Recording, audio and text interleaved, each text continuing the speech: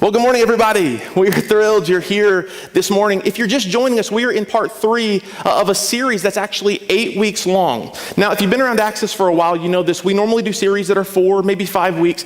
But in the summer, our whole intention is to invest in you. In the spring and in the fall, we do series that are all about growth. We want to help you grow in your relationship with God through very practical, felt need kinds of series. In the summer, we want you to dig in deep. We want you to invest with us. And so in the summer, we do an extended series. And this summer, the series is called Altars, Tables, and Trees. And in it, we're looking at all these different places in the Bible where we can actually meet with and encounter God. Altars are places of sacrifice, places of remembrance. Tables are places we gather, where we talk, where we tell stories, and we laugh. Trees, often in the Bible, represent growth or fruit or depth. And in each one of those analogies, in each one of the metaphors throughout Scripture, what you find is that they're all centered around this idea of encountering God. And what I've said from week 1 is this, is that if you'll join with us through these 8 weeks, if you'll come over the summer and join with us, we'll encounter God in a beautiful and profound way. Before we jump in today, I want to do something. I want to invite you to welcome some guests. You may know this, but there's an auditorium full of people here this morning, but really 30 minutes west of here, there's another group of people, our church family, brothers and sisters that are just joining us, but they're just in a different room 30 minutes from here at our Brandon campus. And we just want to say hi, everybody. Can we welcome our Brandon campus this morning? Yeah, love you guys. Love you. So good to be with you. Also, we have people every week that join us online, literally from all over the world, which is so cool to see what God is doing in and through our church.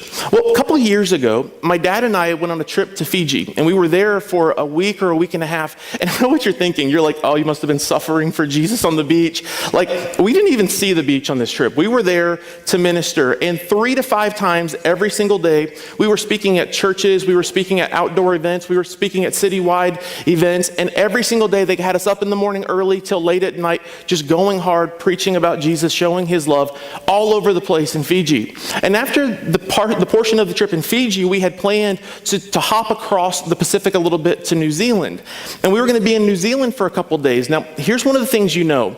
If you've ever gone overseas, if you've ever spent any time on the mission field, it feels like you're there for one reason, which is to show God's love. But while you're there, you're thinking about that, but you're also thinking about food the whole time you're there.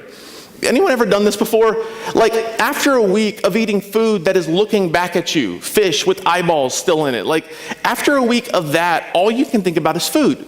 And on this one particular trip, we stayed with our friends, Dr. Bob and Nancy Abramson, some of the most amazing people I've ever met. And while we were there, Bob and Nancy had lived in Florida for years, and they had transplanted and they had lived in Fiji as missionaries. And while we were there, we were talking to Bob about food, and I love the way Bob would talk about food because he'd given his life to living in Fiji, but he missed American food. And so Bob would talk about food with this passion that I've never experienced before. Bob would say, you know what I miss? I miss going to the movie theater, and I miss getting the popcorn with the movie theater butter, and I would get it layered so that the popcorn and butter would be evenly distributed throughout the bag, and that just changed my life. And then Bob said at the bottom of the bags of popcorn, there are these kernels that kind of half popped. They didn't pop all the way, and they were crunchy. And Bob goes, I love those, get them stuck in my teeth. And he would talk about this food in a way that was just romantic. I mean, he didn't talk about Nancy that way. He talked about popcorn that way. And Bob talked about Pizza Hut pizza. That was the other thing Bob missed when he was in Fiji. And Bob said that Pizza Hut pizza was not the best pizza, but Pizza Hut had this way of making pepperoni pizza where the pepperoni slices would burn just a little bit on the edges and they would curl up. And there would be a little pool of grease in the middle of the pepperoni. This is how passionately Bob talked about the food. So all week we're there with Bob and Nancy, and we're ministering all over the place, and all we can think about is food. But then we catch a flight over to New Zealand. Fiji is a third world country. It's very poor. When you think about Fiji, you often think about the rich, exclusive areas, the beautiful beaches, and they are there. But if you drive 1 mile inland, it is poor. People killed themselves trying to tap into the power of the power lines running around them. I mean, desolate and poor. So we fly to New Zealand. New Zealand is a much more advanced country. And we get there and we get to our hotel, and the only thing we're thinking about is food in this moment. And so we make the decision to check into our room, to go upstairs, clean up, and then just to go downstairs to the restaurant there at the hotel. Now, we stayed at a pretty nice hotel, and we go downstairs in whatever we had, because when you've been ministering like we had, all of our clothes had been completely soaked by sweat. They were dirty, and so we went downstairs in shorts and t-shirts just to grab something to eat at this restaurant that was some kind of a buffet. We walk in, and when we turn the corner to go towards the restaurant, there was this moment like, because the restaurant, what we didn't know, was a 5-star restaurant. And we had this moment of choice. Do we go in and walk in our shorts and t-shirts, or do we just kind of back out and try to go find something else to eat? Well, after a week of eating food staring back at us, we just said, man, forget this. We are going in. And so we go check in. And this was one of the fanciest restaurants I've ever been in. I don't mean fancy in terms of the food. I mean fancy like the way people dressed in this place was ridiculous. Every lady was in a long formal dress. Men wore tuxedos. I saw several that had the tails on their tuxedos. I promise you there was one dude with a top hat and a monocle. Other than Mr. Peanut, I have never seen another person with a monocle. And we just walk in, and I know the maitre d', the person who was going to seat us, I know they felt awkward, but we walked through the restaurant, and people just stared at us, and my dad just goes, walk in like you own the place, and we just held our shoulders up high, and we walked in, we did our thing, and we left. The whole meal was awkward. The whole meal felt strange. The whole meal felt like we were completely out of place, like we didn't belong. The whole meal felt unique, strange, weird, awkward.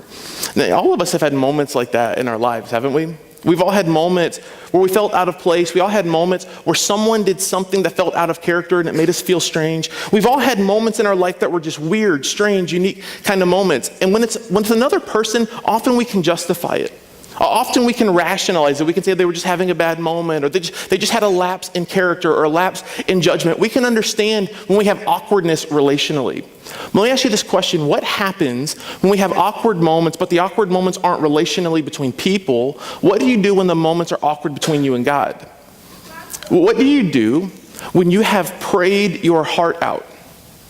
What do you do when you have asked God to meet a need, to intervene into a situation, and you feel like your prayers don't get past the ceiling? What do you do in those moments with God that feel awkward? What do you do when your finances are not just kind of getting by, but you are losing money every month, and you've prayed and you've cried out to God and said, God, I need you to step in, I need you to intervene, and your prayers don't seem to get past the ceiling? What do you do in those moments? And this morning, I want to talk about an altar in the Bible. And the altar begs this question. If you have your message notes there in your worship guides, I want you to pull that out. The question is right at the top, and here's the question. Are you courageous enough to trust God, even when God seems completely untrustworthy? Are you the kind of person who is courageous enough to trust God, to lean into those awkward moments, to trust Him even when He feels completely untrustworthy? To kind of set us up for this, to kind of talk about this story, I want to look at an altar in the Bible in the book of Genesis. If you have your Bibles, turn with me to Genesis. If you're new to the Bible, it's all the way to the left. Genesis chapter 22, we're going to go there in just a moment. But to kind of go there, we have to understand the history on this story, okay? In Genesis 22, we're going to meet a guy named Abraham. Abraham is one of the forefathers of our faith. In fact, many different world religions actually point to Abraham as one of the forefathers of their faith. Abraham was this man who in his later years lived an epic life, the kind of life that we look at and we try to compare our lives to, and it makes us feel insignificant. But one of the things I love about the Bible, when you approach the scripture, is it's so real. Often we compare our lives to the highlight reels of other people. We're comparing our behind the scenes to their highlight reels. One of the things I love about the Bible is it often clues us into their whole story. And we meet Abraham in Genesis chapter 12, 10 chapters prior. Genesis chapter 12, he's 75 years old. He's still living with his dad. He's basically kind of like bumming in his father's basement. And God shows up in a very tangible kind of way and says, I'm going to do something through your life if you'll follow me. Now, what I want you to do is I want you to leave this place of comfort. I want you to leave your home, and I want you to go to a land that I've created for you. I want you to leave comfort and pursue that life. And this moment with God was so tangible, it was so real, that he leaves everything that is comfortable to him and he chases after what God has called him to do. By Genesis 15, God shows up and speaks to him again. He's 75 years old, and God speaks to Abraham, and he says, Abraham, I'm going to do something through your life that's going to matter. In fact, I'm going to make a covenant with you. Even if you won't commit to me, I will commit to you. Abraham, go outside. He goes outside. He says, look up at the sky. See the stars in the sky? Your descendants someday will outnumber the stars in the sky. I don't know if you've ever been to a place in the world where there's no city lights. There's something beautiful about that. City lights have this way of clouding out the beauty of our solar system, but if you can get away from that and look up, it's like God took sand and threw it in the sky. There are stars everywhere. He says, look up above you. See those? Your descendants someday will outnumber the stars in the sky. And now, if you're Abraham, this is kind of a weird moment because you're 75 years old. 75 is getting old in some terms, and he's getting old in his life, and he says to God, God, you want to outnumber my descendants? They're going to outnumber the stars. How is that even possible when I don't even have any kids yet? He does the mental math. He starts to think to himself, how is this possible? And then if you keep going in your Bible to Genesis chapter 21, we see him 25 years later. Abraham is 100 years old. And we see him, and God fulfills his promise. God fulfills his promise, and God gives Abraham at the ripe old age of 100 years old, and his wife, who is equally as old, he gives them a child. This is the child of promise. That this is the person that God has promised to them, and he can't believe that God has answered his prayer, and God at this old age answers his prayer. Now, I have 3 kids, and I absolutely adore my kids. There is nothing in the world that I love doing more than making my kids happy or doing things to bring them joy. Sometimes I'll take just Ella, my little 11-month-old girl, and we'll go to Publix for 2 things, but I'll come back with a stuffed animal or a toy for her because it makes her happy. I love getting on the floor with my boys, and I love wrestling with them and tickling them until stuff just comes up out of their noses. You know, like I love being their dad. And for Liz and me, truthfully, the process of trying to have a baby, like it wasn't that hard. I know some of you have struggled with conception. We've talked about that before. For Liz and me, it felt like we could like breathe on each other and get pregnant. And so my kids are special to me. I can't imagine for Abraham how much he loved this boy. 25 years before, God promised him that he would have a son, and that eventually through his son, his offspring, his descendants would outnumber the stars in the sky. And 25 more years go by, 25 years of holding on to the promise of God. 25 years of trusting God, even when God felt completely untrustworthy, and God answers his prayer. God speaks through him and says, I'm going to do something magical. I'm going to do something beautiful in your life, and as a result of it, your descendants will outnumber the stars. That's where we pick up in Genesis chapter 22. If you have your Bibles, Genesis 22, we'll start with verse 1. It says, sometime later, now 15 years have passed between Genesis 21 and Genesis 22. At this time, Abraham is 115 years old. His son Isaac now is 15 years old. Sometime later, God tested Abraham, and he said to him, Abraham, here I am, he replied. Let's stop here for just a moment.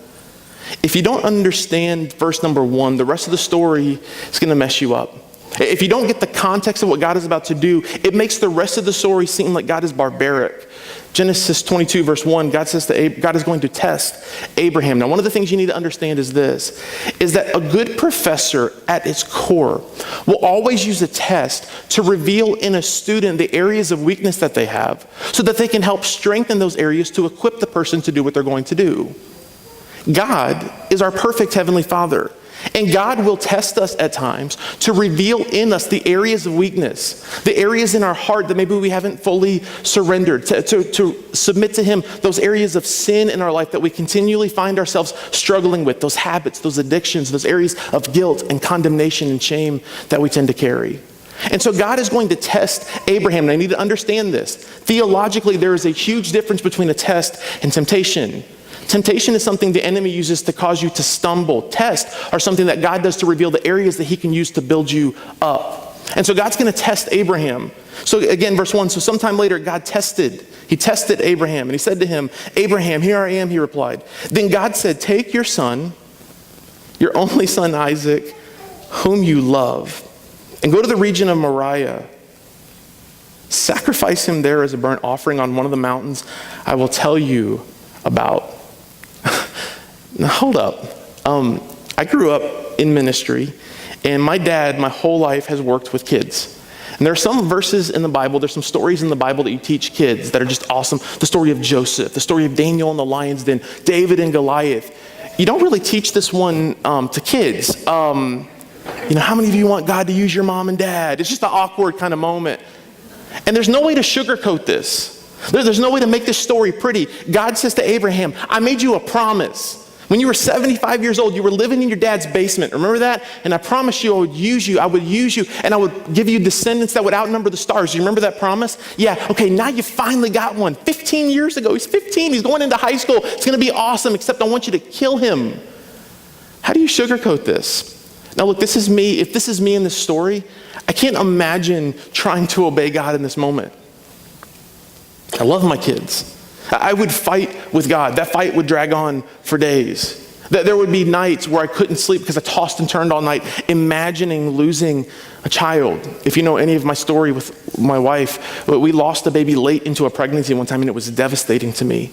And we have walked with families who have gone through the process of a stillbirth. They thought the baby would be born healthy, the baby wasn't. We have walked with families who have lost a child early in the child's life. I have walked with people in our church who have lost children that were adults. And I see that it feels like the longer you've had a child when you lose them, the more painful it is. And I can't even get my mind around the idea of losing one of my children, okay, much less sacrificing my child. Now, in the Bible, sacrifices were common. What you would do is you would build an altar. You would take stones and you would build this beautiful table, this altar. And what you would do is you would usually take an animal, usually it'd be something like a lamb, and you would cut the lamb into 12 pieces, each piece representing one of the 12 tribes of Israel. And then you would take the blood that had spilled out and you would pour it over the sacrifice, and you would light it on offering as a gift, as an offering to God. And whether it was a gift of thanks or a gift of surrender or a gift of asking for forgiveness, no matter what it was, this is what you would do. You would cut it into 12 pieces. And God says to Abraham, I want you to take your son, your only son whom you love, the only one you've got. I want you to take him, the one that I promised you, the one that I said, you're going to have a kid, and you thought, man, I can't do this. I'm 75 years old, and then I let you wait 25 years, and then I gave him to you. Remember that kid? That one? Yeah. I want you to take him, the son, your only son whom you love, and I want you to lead him up to this place called Moriah, 42 miles away, and I want you to sacrifice him, cut him into 12 pieces, light him on fire as a gift to me. Now, what do you do with that? What kind of jacked up theology does that create in people? Like, God made a promise, and then he says, now I want you to take the promise, and I'm just like, psych, I want you to cut him up, and I want you to burn him. What do you do with that moment? If it's me, I fight. But look at the resolve in Abraham, verse 3. Early the next morning. It's not like he put it off for a few weeks. It's not like he waited and tried to fight it out with God. Early the next morning, Abraham got up, saddled his donkey. He took with him 2 of his servants and his son Isaac, and when he cut enough wood for the burnt offering, he set out for the place that God had told him about. What resolve? What moxie does he have to get up and to walk towards the place that God has told him about? To sacrifice his son. Every step probably feels heavier than the last.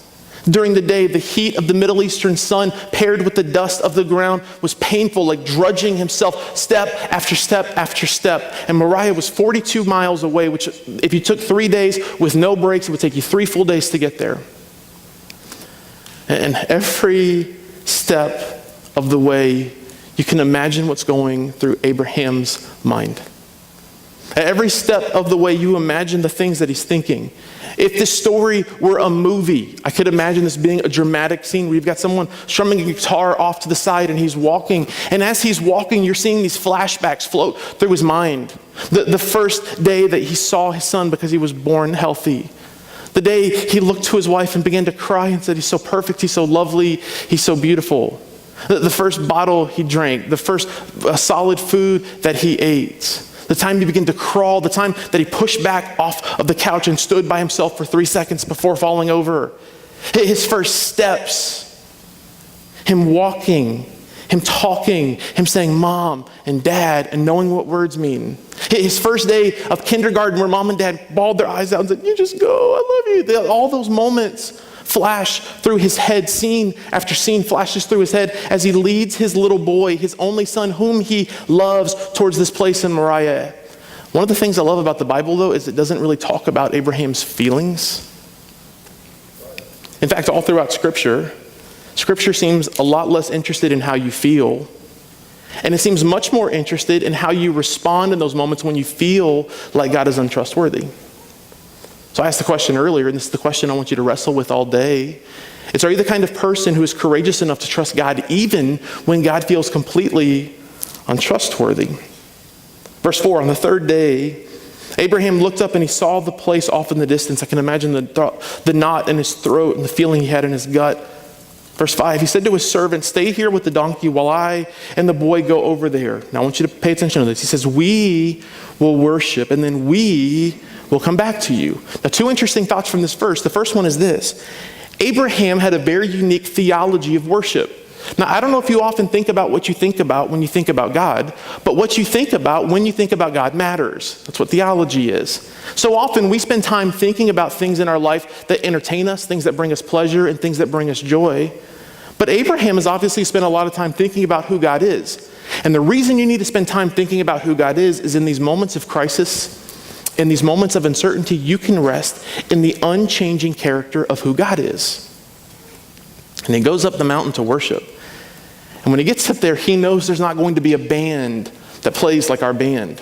There's not going to be a fabulous preacher to give them some kind of a message. You see, often when we think about the word worship, what we do is we think about coming to experience and coming to receive something. I come to experience God. I come to receive God's presence. I come to receive a word from God. But that's not what he's doing. You see, what Abraham understood was this, is that worship is actually going into the presence of God and offering God the thing that we care about most. Worship isn't about what you get. Worship is always about what you can give. So he goes to this place, Mount Moriah, with the thing that he cares about the most, the tangible, physical gifts from God. And he leads him up to worship, but then he says this, what kind of resolve do you have to say to your servant, hey, listen, we're going to go up there and we're going to worship, but we are going to come back. Abraham knows that God has asked him to go sacrifice his son. Why would he say we are going to come back? I think it's because Abraham had the sense that if all of us can get the sense that God is trustworthy, even in the moments of uncertainty, it would change everything. Verse 6, Abraham took the wood for the burnt offering and he placed it on his son Isaac. And he himself carried the fire and the knife. As the two went on together, Isaac spoke up and he said to his father, Abraham, Father, yes, my son, Abraham replied, the fire and the wood are here. As he said, but where is the lamb for the burnt offering? It's like all of a sudden, Isaac's starting to put the pieces together. Isaac's starting to understand why his dad has seemed so down this whole walk towards this mountain.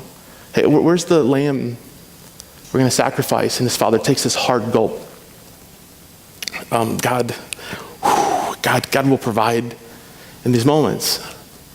And they walk, and this is interesting to me because this story is a story about a father's obedience, but it's also about the son. You see, Isaac is 15 years old. He's grown, he's strong, he's fast. If he were to fight or wrestle his father, certainly he could take his 115-year-old dad in a fight. If in this moment he knew that he was going to be the sacrifice, he could have easily cut and run and never seen his father again. And yet you see the story of a father's obedience, a father's trust, and a son's submission. They continue to walk. And the two of them went on together. Verse 9, it says this. When they reached the place of God that he had told them about, Abraham built an altar there. And he arranged the wood on it. And then, get this, he bound his son Isaac and laid him on the altar. It's a story of a father's obedience and a son's submission. Isaac could have gotten out of this. It says, then he reached out his hand and he took the knife to slay his son. And I've always tried to imagine this moment. He takes the knife to kill his son whom he loves. His son that the whole journey, the whole 42-mile walk, he's thought about all the stories. He's thought about all the things that he's going to miss. He won't get to see his son dance with his mother at his wedding someday. He won't be there when his son is standing at the altar and he has that ugly cry because his wife turns the corner and she's so beautiful. He won't experience this because his son's about to die at his hand. And yet, even in the moments where God feels completely untrustworthy, what Abraham understands is this. In those moments when God seems untrustworthy, you can rest in the unchanging, unshakable character and nature of God. And so it says that he takes the knife and he holds the knife up. And I've always thought about this moment. I can't imagine the pain. I can't imagine how much he trembled.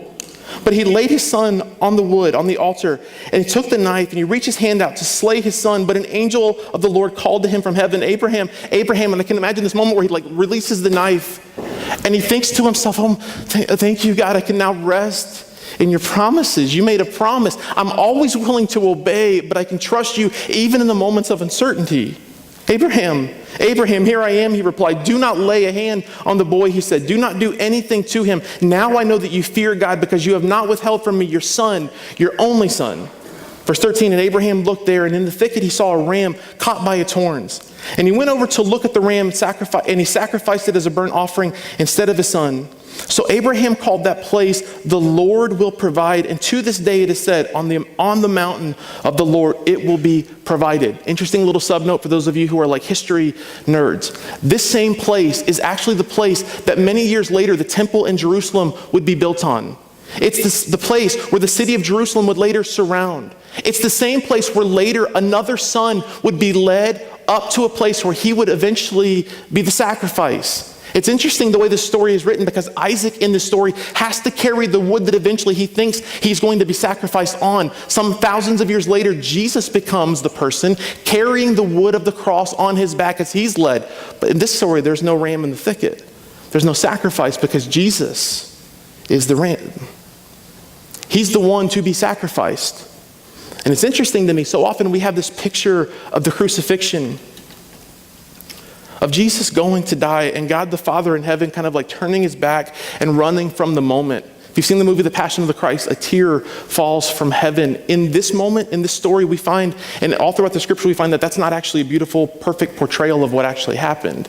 God was physically present in the same way that Abraham walked with his son Isaac to the place. God was with Jesus and he saw everything that Jesus did for us. On this mountain of the Lord, it will be provided. Verse 15, then the angel of the Lord called to Abraham from heaven a second time. And he said, I swear by myself, declares the Lord, that because you have done this, and you have not withheld your son, your only son, I will surely bless you, and I will make all your descendants as numerous as the stars in the sky and as the sand on the seashore. Your descendants will take possession of the cities of their enemies. And through your offspring, all the nations of the earth will be blessed because you have obeyed me. Not because you talked yourself out of it because you didn't feel like it, but because you have obeyed me. And then Abraham returned to his servants and they set off together for Beersheba. And Abraham stayed in Beersheba. Interesting observation is this. So often we pray for God to intervene in our situations. We pray for God to step in. We believe God's made us a promise, but we ask him to step in and intervene. But so often I think that the difference between where you are and where you want to be is a single act of obedience. Now, when I preach, one of the things I love to do is I plan like 60 to 70% of my sermon. And there's a whole area of it that is just kind of this flow, Holy Spirit mixture that happens. And often in messages, what I'll do is I'll start making up examples. I'll start saying, maybe your marriage is this, maybe in your relationships that, or in your finances, or in your career, or in the way you're raising your kids. And I'll come up with examples. It's always funny to me because people will come up to me after these messages and say things like, were you talking, was that about me? You know my story, was that about me? That was not about you. I was just making stuff up on the spot, honestly. But in this story, I don't want to do that. I just want to ask you the simple question. Where are the areas in your life where you haven't fully trusted in the promises of God? Where are the areas in your life where you haven't fully trusted God? You see, even in the moments of greatest uncertainty, what you find as you follow God is that even in the moments of uncertainty, he isn't uncertain. Even in the moments where he seems completely untrustworthy, you can always rest on his promises. Even in the moments when you feel like God is distant, absent, and silent, what you realize later is this: in his silence, he isn't absent, he's still working. When I was a kid, we sang this song growing up in church. It said, the joy of the Lord is my strength. The joy of the Lord is my strength. And we sing it, but the truth is that often when we sing those songs, the moment they come out of our lips, our hearts reveal that we're lying. Why do you say that? It's because for so many of us, the provision of the Lord is our strength. For so many of us, the things that God has given us. For Abraham, it was his son Isaac. Maybe for you, it's that financial stream of income you have. Maybe for you, it's your kids. Maybe for you, it's your career. Maybe for you, it's something in your life, and you have trusted the provision and not the provider. And I just want to ask you this question one more time. What are the areas in your life where you haven't fully trusted God? And if I offer you this one last thought, it would be this. Abraham got a front row seat to the story that God was writing in his life because he had the courage to obey even when God felt completely and entirely untrustworthy. And I want to say to some of you, I really believe that you've missed out on some of the life you were uniquely created to live, because there's some areas in your life where you haven't been fully obedient to God, where you haven't fully trusted Him.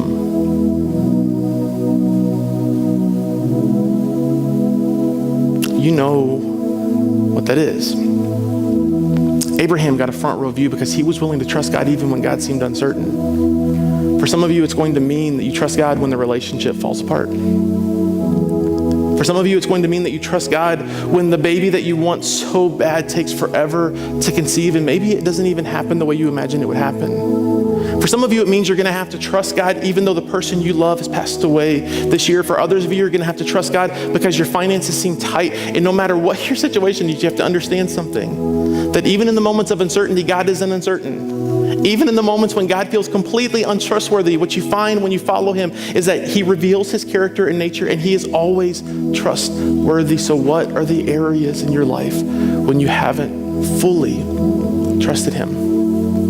In a moment, I'm going to pray. And I said this earlier, that altars become these places of sacrifice. They become these places of remembrance. In the story of Abraham and Isaac, God says, I want you to build an altar. I want you to sacrifice your son. God provides the sacrifice. It doesn't end up being his son, but the altar still stays. And said in that verse that later this place was remembered as the place where God provided, where He always will provide. Maybe for some of you, you need to go home, and whether it's figuratively, whether it's literally, you need to build an altar.